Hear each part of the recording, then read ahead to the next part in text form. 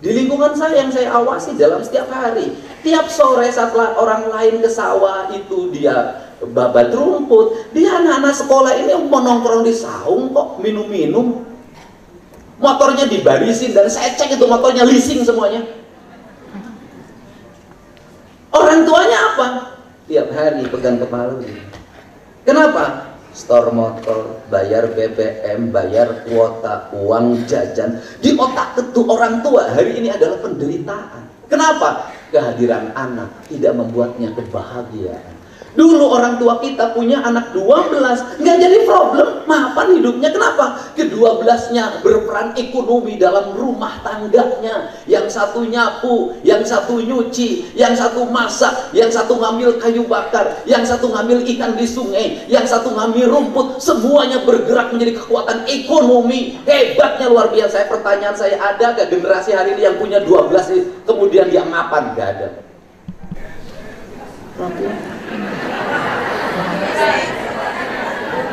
Anda kalau ngomong intelektual, ibu saya tidak sekolah SD Pak, nggak bisa baca tulis, anaknya 9 bisa sekolah semua. Bapak saya hanya prajurit kepala, palang 3. Dari sisi kalkulasi ekonomi anak 9 mati harusnya. Sawahnya hanya 1/4 hektar, 1 kolam, 1/4 hektar kebun bambu. Itu modal kekayaan kami. Kami bisa hidup tanpa 1 jengkal pun yang terjual malah bertambah. Kenapa? Karena anak menjadi daya dukung lingkungan, anak menjadi daya dukung keluarga. Hari ini, mohon maaf, anak-anak bapak saya yang golongan 4A, yang golongan 3C, parah anak-anaknya nggak bisa sekolah. Nggak bisa kayak bapaknya, nggak bisa jadi pegawai, nggak bisa jadi apapun. Kenapa ini terjadi? Mindset pendidikan yang salah terhadap anak-anak itu. Culture. Untuk itu saya katakan, kalau Indonesia, Jawa Barat ingin maju, maka basis culture-nya harus dibangun lagi. Kenapa kata orang Sunda, moal kaluhur sirungan lamun teu kahandap akar.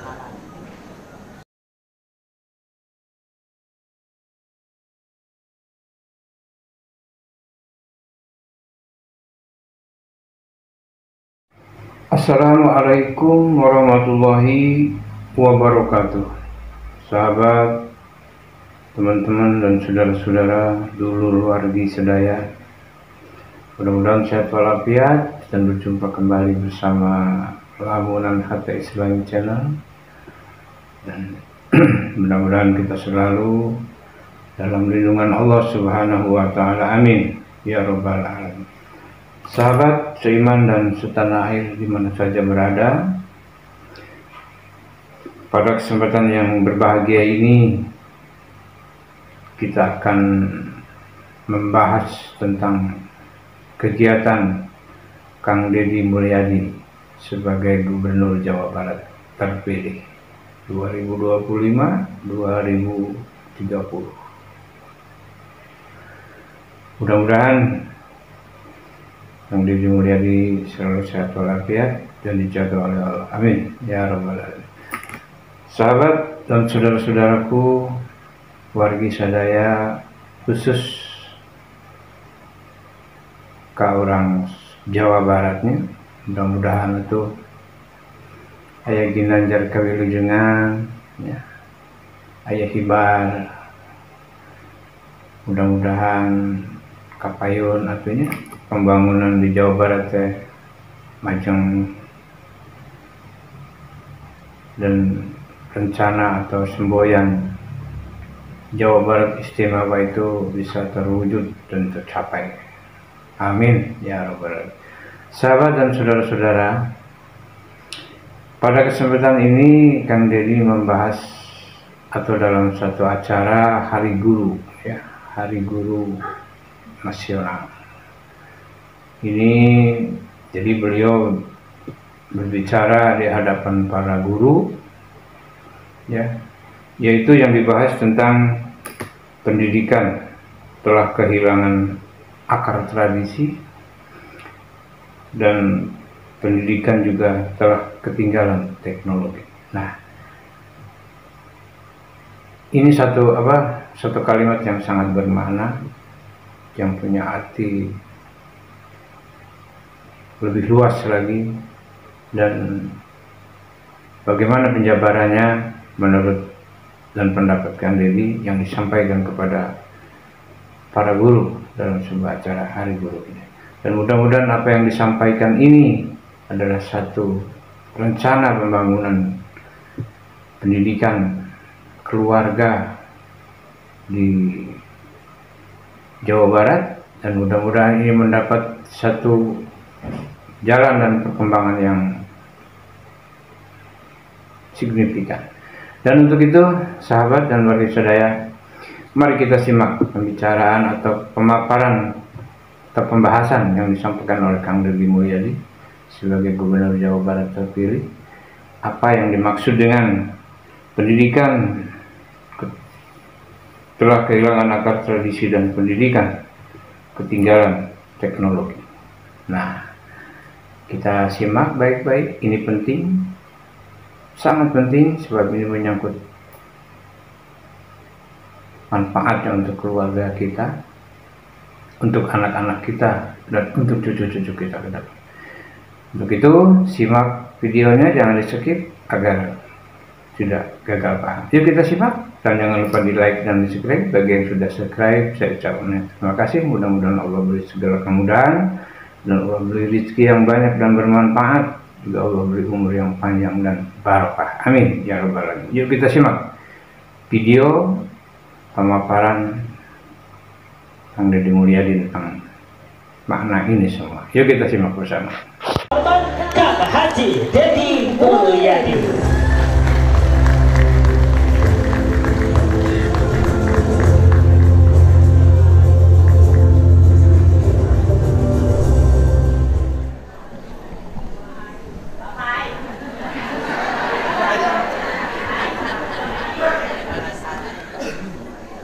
Assalamualaikum warahmatullahi wabarakatuh. Sampurasun. Bapak Ibu sadayana, para guru linuhung, aya guru aya linuhung. Guru linuhung teh hiji sistem nilai anu ngawangun hubungan pendidikan di Tatar Sunda, hubungan pendidikan di Pungkur di Purwakarta. Nyata guru-guru anu linuhung teh anu setiap dintena ngadalilkeun anu agung. Apa sih, saya ini orang yang gagal, bukan orang yang berhasil. Kenapa gagalnya? Dulu saya membangun Purwakarta selama 15 tahun, dimulai jadi wakil bupati. Tetapi ternyata saya hanya baru bisa meletakkan kerangka fisik pembangunan.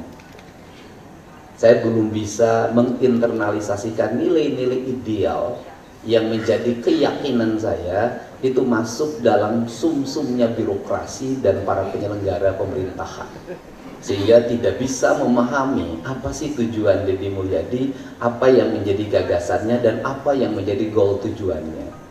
Apa sih yang menjadi problem dari semua ini? Problem sebuah ini adalah kapitalisasi isu agama untuk meruntuhkan gagasan-gagasan masa depan bangsa. Sekali lagi saya katakan, kapitalisasi isu agama untuk meruntuhkan masa depan bangsa. Orang hari ini selalu menentang tentang pikiran ideologi. Orang selalu menentang tentang pikiran gagasan. Tetapi orang lupa, tidak ada satupun bangsa di dunia ini yang maju pesat tanpa gagasan, yang maju pesat tanpa ideologi, yang masuk pesat tanpa jati diri. Gak ada. Amerika itu tumbuh menjadi bangsa yang multi etnik, plural, penganut paham kebebasan, karena Amerika adalah kumpulan kaum pendatang yang warga aslinya memilih menjadi kaum tradisi, yaitu suku India. Karena dia kumpulan kaum pendatang, maka dia harus menghormati kebebasan. Dia harus menghormati seluruh gagasan itu, dan negara itu menjadi negara plural yang tidak bicara agama, yang tidak bicara suku, yang tidak bicara etnik, sehingga dia tumbuh menjadi besar dalam sebuah kesepakatan bersama dalam bentuk federalisme negara.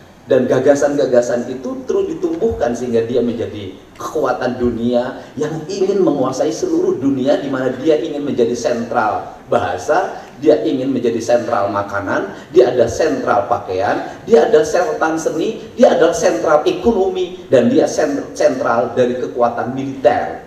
Ekonominya dikuatkan lewat dolar. Itu Amerika. Kemudian kita tahu ada negeri yang tradisi banget, namanya Jepang. Agamanya Shinto. Kehidupannya tradisi. Tetapi perspektif berpikirnya, dia menembus pikiran-pikiran orang. Dia melewati batas-batas wilayah.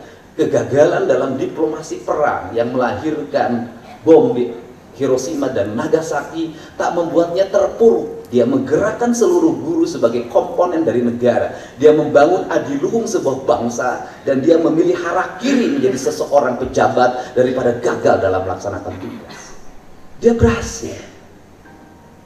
Kemudian ada negara lagi, namanya Iran. Dia punya sebuah orientasi kenangan masa lalu yang menjadi ideologi. Dia tumbuh dengan ideologi Syiahnya, dan kemudian dia membangun sistem negara, dan dibangun dirinya terus menjadi kuat, menguat, dan dia dengan tengada menantang siapapun, dan dia tumbuh menjadi bangsa besar. Cina, dia bangsanya, penduduknya, jumlahnya, banyaknya luar biasa, disatukan dengan ideologi komunis. Dulu dianggap ideologi yang tertinggal. Kemudian komunisme dikelola secara baik. Semua negara disatukan dalam satu visi komunisme. Dia senang disebutnya Tiongkok.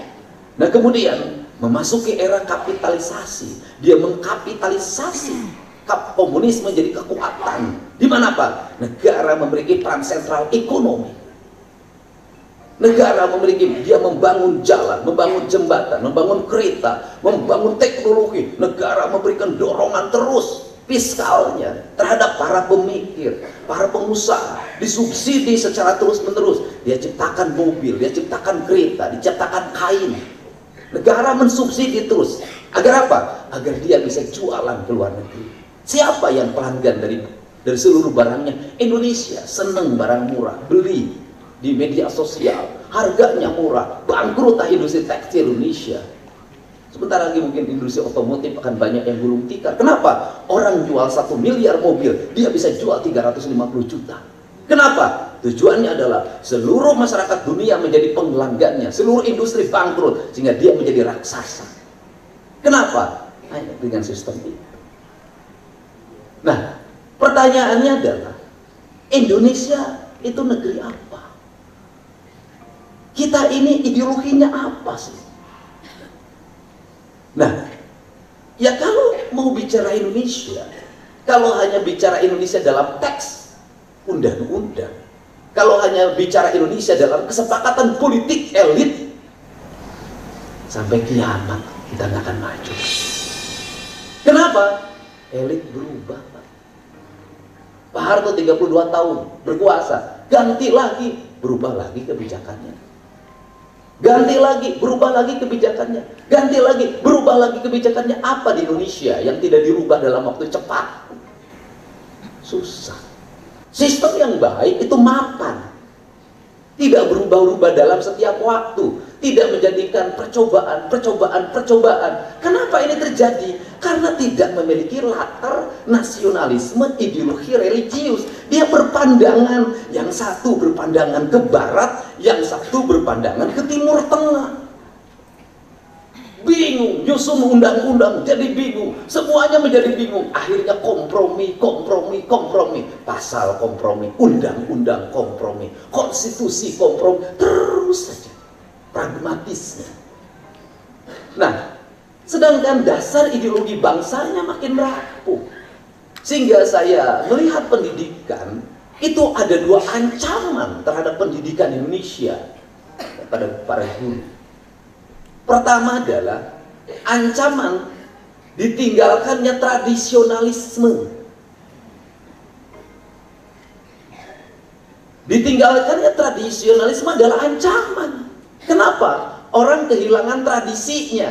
Di kampung kehilangan tradisinya. Nggak ada lagi anak-anak yang main kucing sumput. Nggak ada lagi anak-anak yang main kecor. Nggak ada lagi anak-anak yang main petak umpet. Nggak ada lagi anak main dapu. Semuanya, komunitasnya hilang. Digantilah dengan playgroup. Playgroup gurunya harus digaji.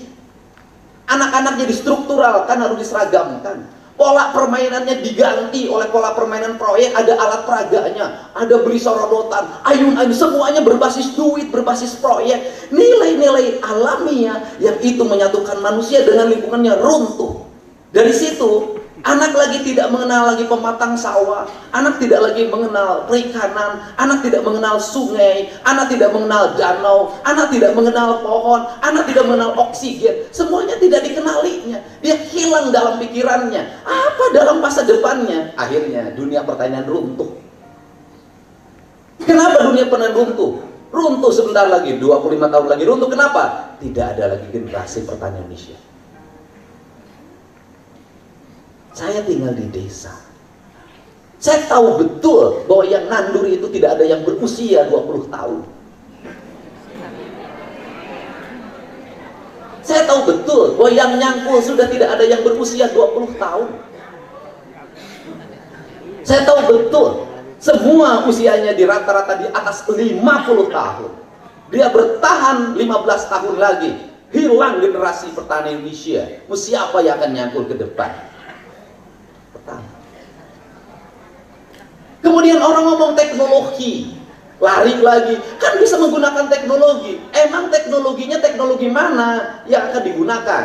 Berarti orang harus beli pembajak sawah, orang beli drone. Pertanyaannya adalah, kuatkah petani kita beli drone dengan harga petak sawah hanya 1/4 hektar? Cina itu drone lahir karena tradisi. Mesin traktor lahir karena tradisi. Jepang juga karena tradisi. Karena dia tradisi membajak, maka dia merubah pola pikirnya. Besok ganti mesinnya, besok ganti mesinnya, besok ganti. Bukan. Indonesia teknologi lahir karena mode, karena gaya hidup. Drone jadi gaya hidup. Orang-orang beli drone, nggak tahu tujuannya apa. Semua OPD pakai drone. Tujuannya apa? Bikin film untuk TikTok. Nolak Jonate Ewo sedih.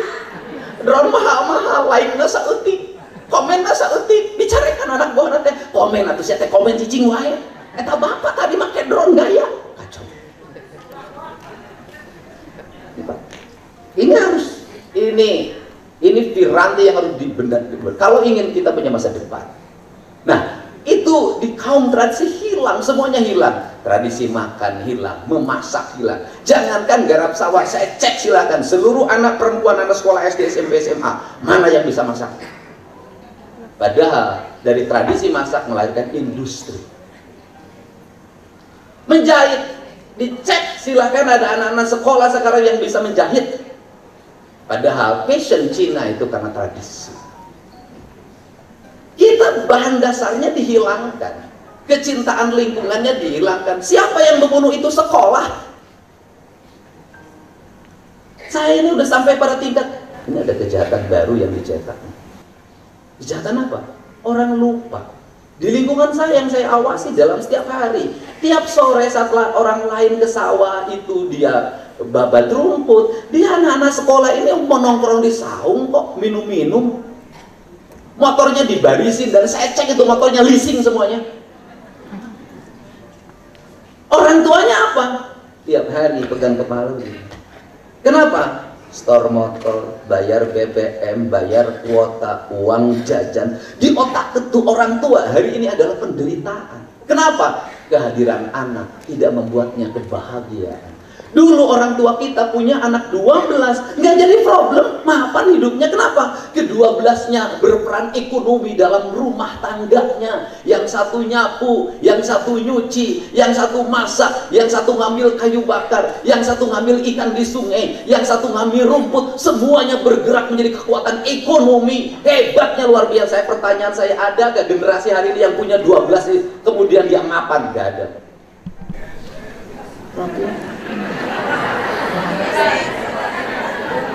Anda kalau ngomong ngomong intelektual, ibu saya tidak sekolah SD Pak, nggak bisa baca tulis, anaknya 9 bisa sekolah semua. Bapak saya hanya prajurit kepala, palang 3. Dari sisi kalkulasi ekonomi anak 9 mati harusnya.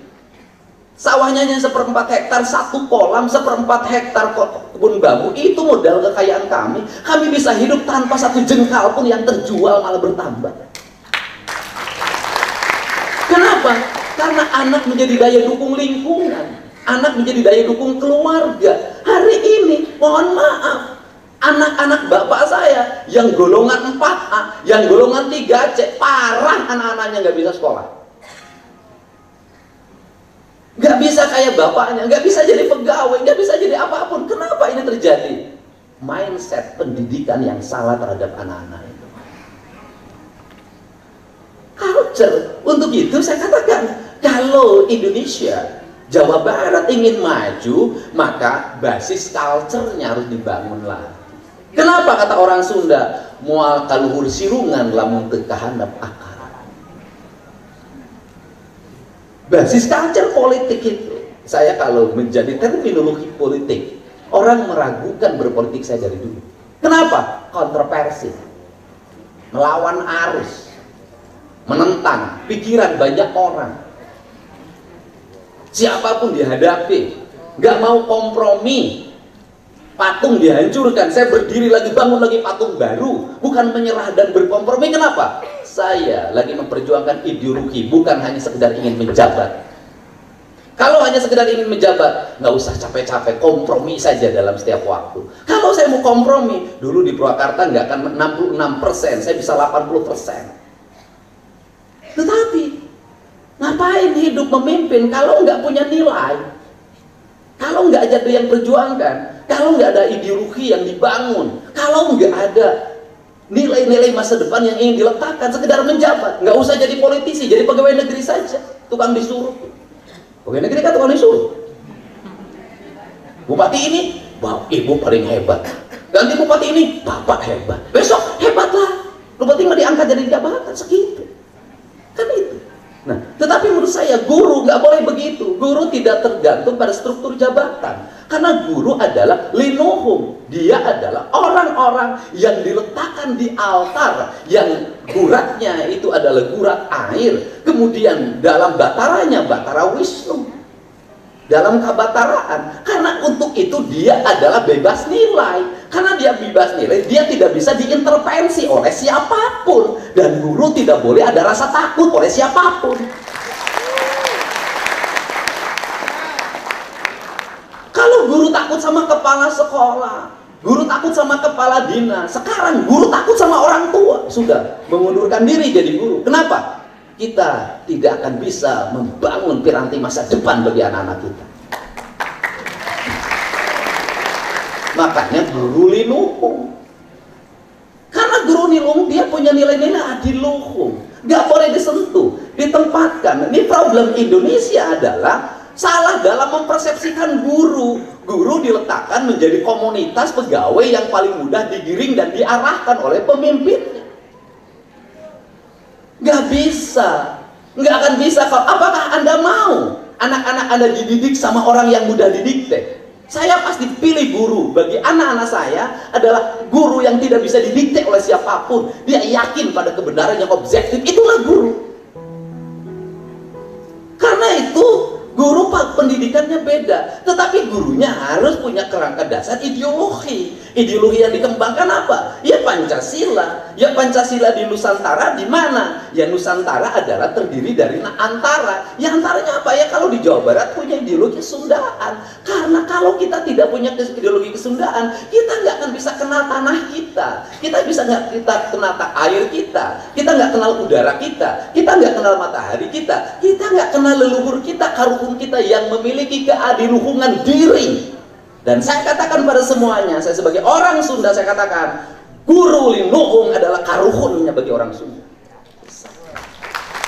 Nggak boleh lagi pandangan Anda guru linuhumnya dari Eropa, dari Barat, dari Timur Tengah. Enggak, karuhun kita. Kenapa? Orang kita kita bisa di sini, bisa beragama, bisa berbudaya, itu dari karun kita, bukan dari orang lain. Yang ngajarin ngomong adalah ibu kita dari nenek kita dari buyut kita. Dari situ kita nih tugasnya menyempurnakan, bukan merubah-rubah dan merasa rendah diri, menganggap lindung kita adalah orang-orang yang tidak ngerti agama. Kata siapa? Mereka lebih tahu dibanding kita. Cuman bedanya mereka tidak sok pintar. Kenapa? Sindang Siloka Sasmita, dia menyembunyikan seluruh kearifan dan ilmunya atas nama apa? Atas nama nilai-nilai ketuhanan. Bagaimana kearifannya? Orang bikin dongeng Sikabayan nggak ditulis. Sikabayan buatan siapa?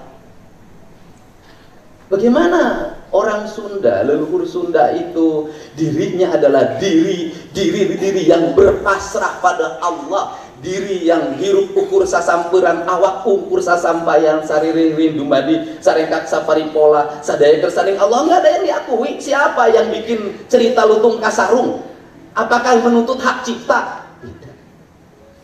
Siapa yang bikin cerita Sangkuriang? Siapa yang bikin cerita Sikabayan? Nggak ada, nggak ditulis baik, nggak ada. Itu bukti bahwa dia adalah orang-orang yang ikhlas. Kita nulis ditulisin. Menang Dedi Mulyadi, bising di aku kubatul. Ada hak karya ciptaan. Kalau lagu sudah ada bayaran tiap bulan, walaupun masih kecil, dan itu harus diperjuangkan. Kenapa? Hari ini harus diurus. Kenapa? Karena hari ini kekayaan menjadi nilai-nilai material. Karya intelektual hari ini menjadi nilai kapital yang hari ini harus dihak ciptakan. Kenapa? Kalau enggak, orang-orang lain diakui pakai dagang dia. Kalau dulu enggak, itu beda. Nah ini kan penting. Jadi pendidikan yang harus dilakukan bukan muridnya dulu. Kalau ingin membangun Jawa Barat, ingin membangun Purwakarta, yang harus ditata bukan muridnya dulu, gurunya dulu. Saya di tayangan YouTube saya tuh cerita, kemarin saya masuk SD, saya ketemu guru matematika. Dia bilang, Bu, nanti kasih nilai pada murid, angka itu. Anak matematikanya 4 tambah 4, 8. Nilai ujiannya 8. Kenaikan kelasnya 8. Tapi dia tiap hari tidak bisa memilih uang belanja. Uang jajan. Saya pikir nggak layak dia menjadi dapat 8. Tapi anak itu matematikanya 4. Tetapi anak itu mampu memilih uang jajan itu menjadi investasi. Dia menyimpan, dia ngirit ke sekolahnya jalan kaki. Anak itu dikasih 9 saja. Kenapa? Dia nanti akan menjadi orang yang sukses, dia out of the box. Ingat, orang-orang yang sukses tidak ranking pertama di kelasnya. Enggak. Orang sukses rata-rata kadang-kadang DO di sekolahnya. Kenapa? Dia out of the box, berani mengambil keputusan, berani mengambil langkah, mengambil resiko. Negeri ini butuh orang out of the box. Ini penting. Nah, yang kedua, apa yang menjadi problem kita hari ini? Pertama, kita berproblem di tradisi, kita yang kedua ketinggalan di teknologi. Kan aneh.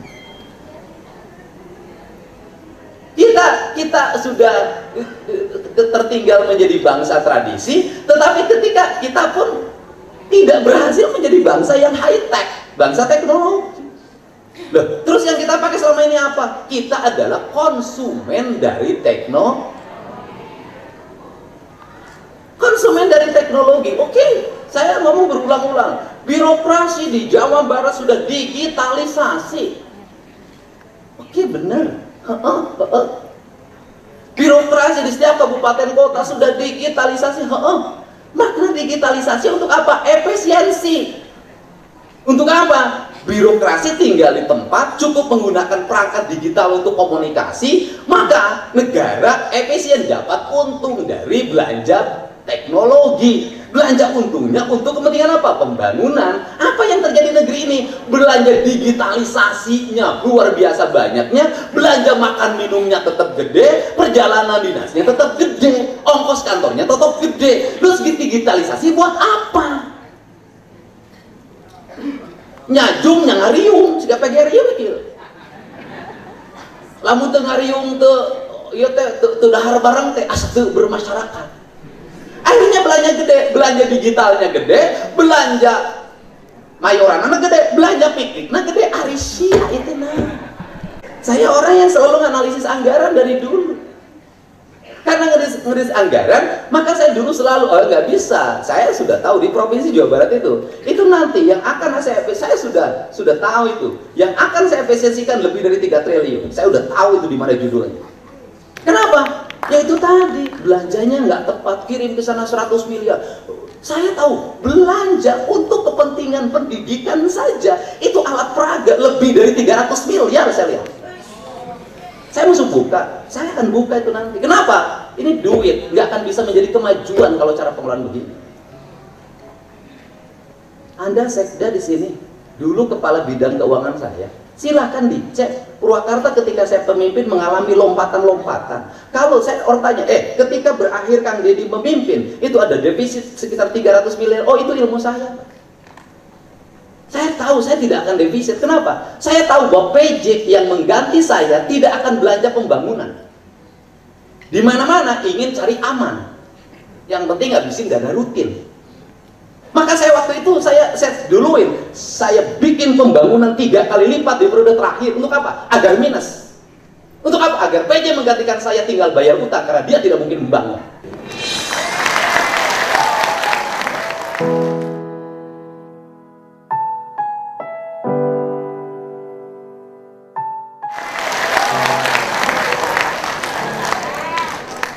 Jawab sekarang. Itu ilmu saya, dan silahkan dicek.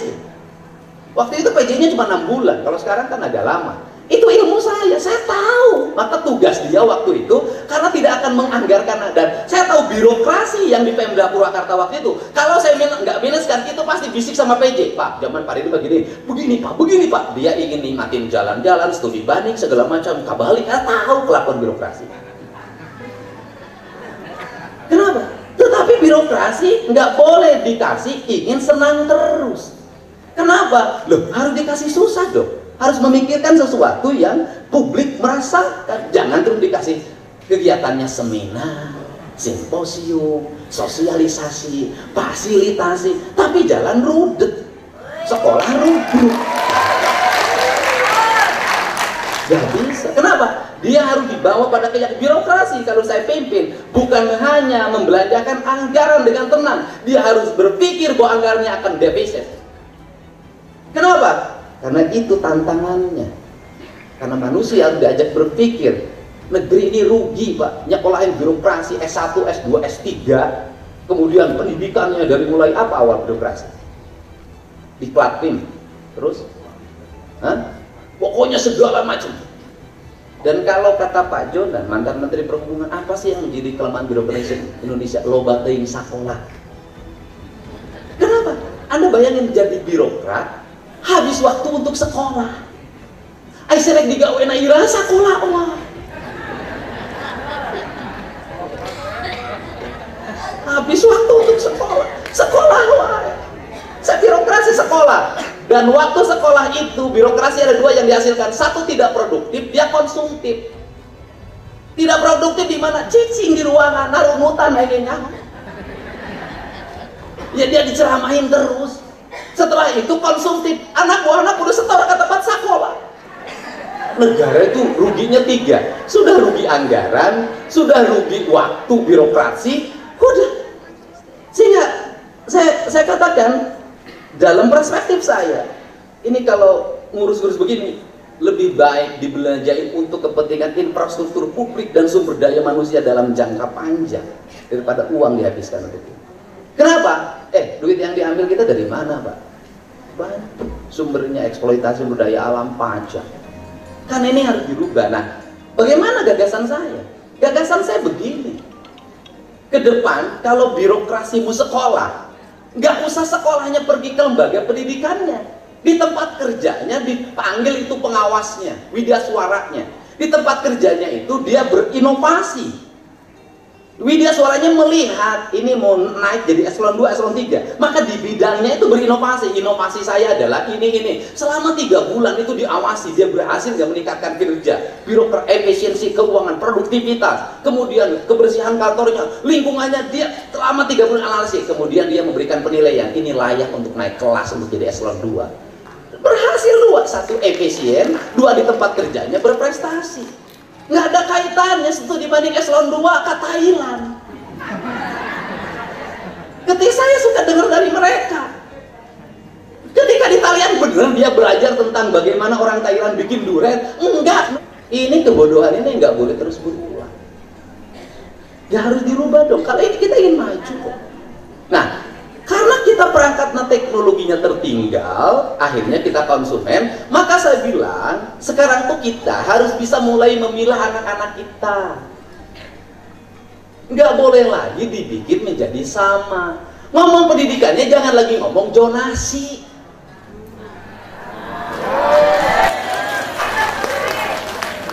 Kita ngomongnya zonasi. Maka pendidikan itu dibagi 3 kualifikasi. 1, pendidikan yang darurat. Pendidikan darurat itu bagaimana? SMP belum ada. Ya sudah, yang penting ada. SMA-nya belum ada, yang penting ada. Maka dulu ketika saya menutupi SMP yang kurang, saya bikin kebijakan SD 9 tahun. Kenapa? Nu penting mah sekolah. Kenapa penting mah sekolah? Lah penting sekolah saya tak kawin.